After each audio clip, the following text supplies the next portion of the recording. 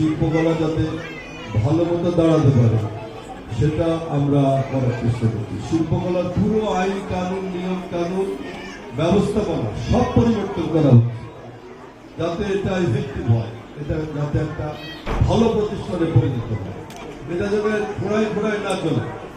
এই জন্য কিন্তু গত পরশু দিনে আমরা বসছি, আমি মিটিং করেছি আমাদের সমস্ত ঊর্ধ্বতন কর্মকর্তাদের সঙ্গে।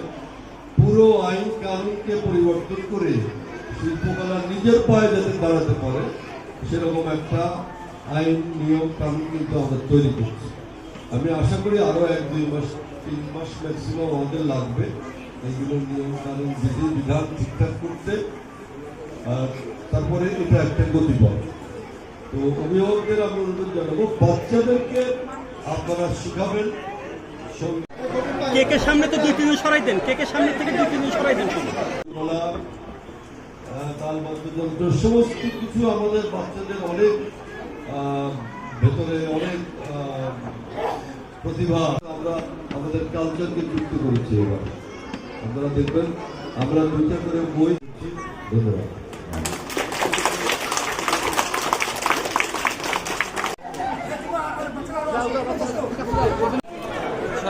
কি হইল?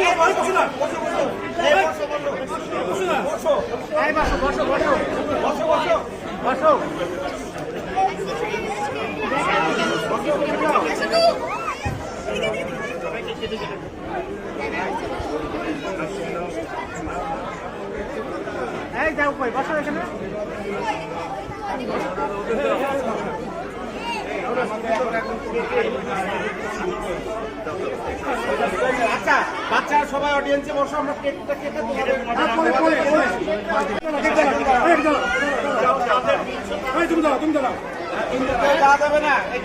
বসো, সবাই বসো।